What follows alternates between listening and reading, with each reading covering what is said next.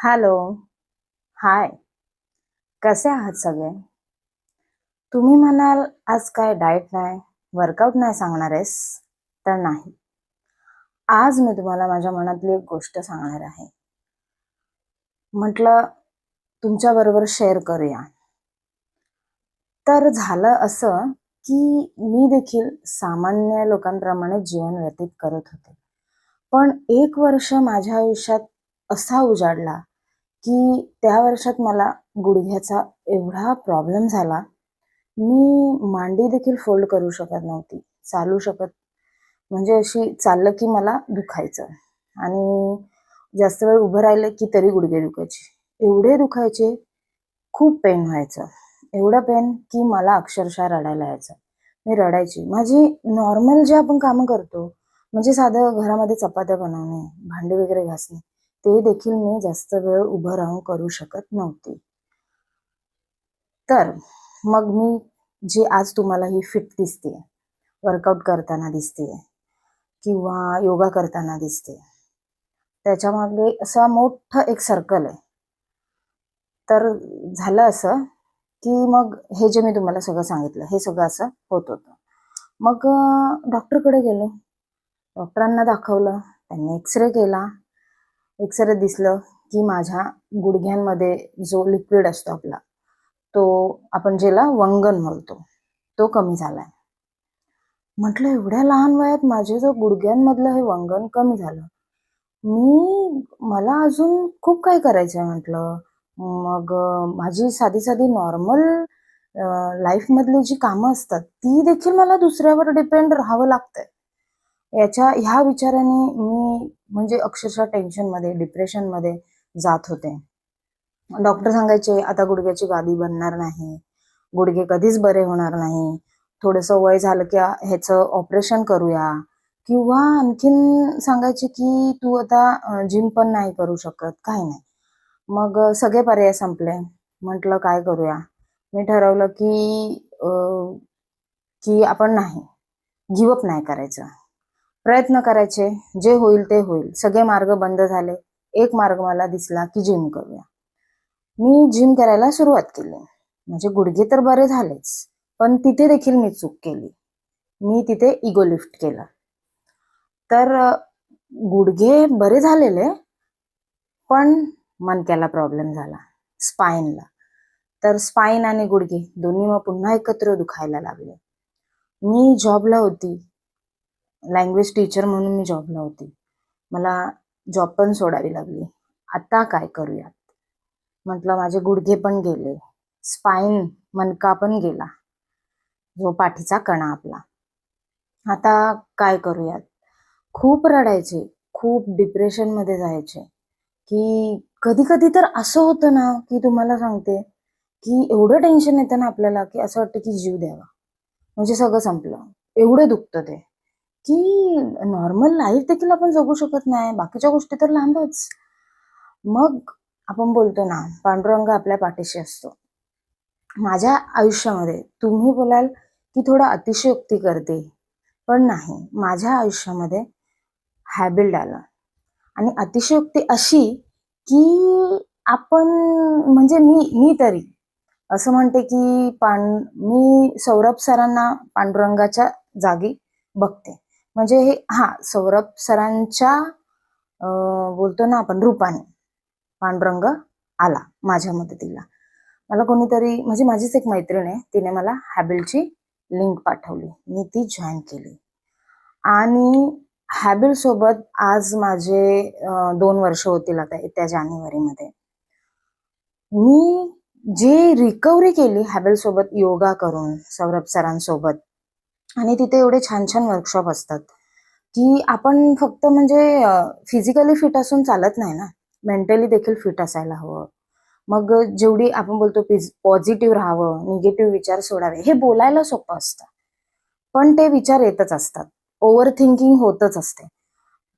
पण हॅबेलमध्ये एवढे छान-छान वर्कशॉप असतात. मेंटल हेल्थ, पुन्हा लेडीजसाठी आपले पिरियड्स वगैरे म्हणजे खूप एवढे की अ, सांगून म्हणजे ह्या एका व्हिडिओमध्ये त्याचे फायदे मी सांगू शकत नाही. तर ते मी केलं आणि मी हॅबिटमधून जी रिकव्हरी मिळाली मला, ती आज तुम्ही बघताय की मी पुन्हा जिम जॉईन केली. मी पुन्हा वेट मारू शकते. मी पुन्हा माझं जी मसलमध्ये जी ताकद आली आहे, की फ्लेक्झिबिलिटी, मोबिलिटी आणि खूप मला रिकव्हरी छान मिळाली. बघा ना, आपण असं आयुष्यामध्ये आपल्याला असं वाटतं, की नाही आता सगळं संपलं. पण खरं म्हणजे तेव्हा काही संपलेलं नसतं. तेव्हा नवीन मार्ग झालेले असतात, सुरू झालेले असतात. परमेश्वराने हजारो मार्ग मोकळे केलेले असतात. हा व्हिडिओ बनवण्याचा एक माझा उद्देश असा, की जे कोणी नेहमी असे विचार करतात, की नाही आता सगळं संपलं, काहीच होणार नाही. तर गिव्ह अप करू नका तुम्ही. मला आणखीन तुम्हाला एक महत्त्वाची गोष्ट सांगायची आहे, की मी जे आयुष्यात ठरवलं, की ठरवलं तर सगळंच होतं. आणि हे पुस्तक तर मी आता वाचतेय, म्हणजे फर्स्ट पार्ट वाचून झालं माझं. आता हे सेकंड पार्ट वाचतेय मी. आणि अंती असतं प्रारंभ. लेखक आहेत वैभव डूस. तर त्याच्यामध्ये त्यांनी एक इथे आहे मुद्दा, ठरवलं तर सगळं होतं. याच्यामध्ये एवढं सुंदर त्यांनी सांगितलेलं आहे ना. तर एका ठिकाणी म्हणजे जे मी आधी माझ्या आयुष्यात ठरवलं, की मी ठरवलंय ना, मी गिव्ह अप नाही करणार, मी प्रयत्न करणार. तसं मी या पुस्तकात वाचलेलं, की ठरवलं तर सगळं होतं. म्हणजे एखादी शक्ती ती बाहेर नसते, ती आपल्या आत असते. पण तिला जागवायचं काम हे आपण करायचं असतं. म्हणजे तुम्ही ठरवलं ना, की काहीही होऊ दे, काहीही घडू दे, कितीही मोठं संकट येऊ दे, मी करणारच, मी या संकटातून बाहेर पडणारच. ह्या वाक्यामध्ये एवढी मोठी शक्ती दडलेली असते ना, की म्हणजे आपण जेव्हा ठरवतो ना, नाही मी करणार, तेव्हा निसर्ग देखील आपल्याला वेगवेगळे मार्ग दाखवतो. म्हणजे इच्छाशक्ती हे एक गुप्त दृष्टी आहे, की आपण एखाद्या संकटात जेव्हा अडकलेलो असतो, त्या संकटातून बाहेर पडण्याचा मार्ग ती आपल्याला दाखवत असते, इच्छाशक्ती. कारण मी स्वतः अनुभव घेतलेला आहे.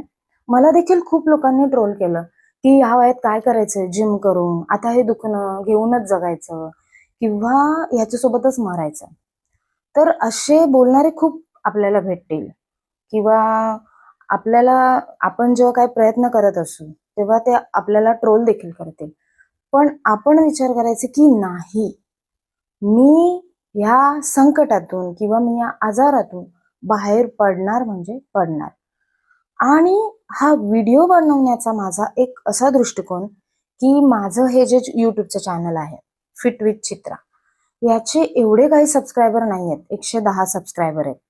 त्यातला एका सबस्क्रायबरनी जरी ठरवलं किंवा त्या एका सबस्क्रायबर जरी ह्या व्हिडिओतून मोटिवेट झाला आणि त्याने ठरवलं, की त्याने स्वतःच्या आरोग्याकडे असं गंभीर लक्ष दिलं आणि स्वतःच्या आहाराबद्दल सकारात्मक दृष्टिकोन ठेवला, तरी मी समजेन, की माझा हा व्हिडिओ यशस्वी झाला. बाकी तुम्ही तर सबस्क्राईब करणार आहातच. आणि बस जाता जाता एवढंच सांगायचंय मला, की काही होऊ दे, तुम्ही प्रयत्न सोडू नका. आणि आपण म्हणतो ना, की बघा आपण नेहमी ऐकत असतो, की एखादी गोष्ट आपण करायला घेतली, तर बोलतो ना तुम्ही जर पूर्ण शिद्दतनी, पूर्ण मनापासून जर करत असाल, तो पूरी ये कायनात तुम्हें वो दिलाने में जुड़ जाती है. तुम्ही ठरवा, ते नक्कीच होणार. बस हा व्हिडिओ आवडल्यास तुमच्या मैत्रिणींना, जी पण कोणी अशी संकटात अडकली आहे किंवा जिला कोणते आजार आहेत, त्यांना शेअर करा. स्पेशली माझ्या ज्या मैत्रिणी आहेत आणि सगळ्यात स्पेशल म्हणजे माझी आई. माझ्या आईसाठी मी हा व्हिडिओ डेडिकेट करते. कारण ती आता म्हणजे तिचं वय झालंय. ती नेहमी बोलत असते, की माझे पाय दुखतात. पण मला तिला एवढंच सांगायचं, की आई तू गिव्ह अप नको करूस. तू योगासने कर. तू नक्की बरी होशील आणि तू देखील माझ्याप्रमाणे वारी करशील. कारण आम्हाला पांडुरंगाची जी वारी आहे 18 दिवसाची, ती करायची आहे. मी तर 2दा केली, म्हणजे अशी केली, की 1-2 दिवस चालायला जातो आम्ही वारीमध्ये. तर एक दिवशी मला ती पूर्ण 1 वर्ष असेल, की मी ती पूर्ण करणार आणि मी करणार. त्यासाठीच मला हे तुम्हाला सांगायचंय, ती कमेंटमध्ये तुम्ही नक्की सांगा की तुम्ही योगासने करा आणि तुमच्या आरोग्यासाठी तुम्ही काय करताय हे देखील तुम्ही मला नक्की सांगा. व्हिडिओ आवडल्यास शेअर करा आणि माझ्या चॅनलला सबस्क्राईब करा. धन्यवाद.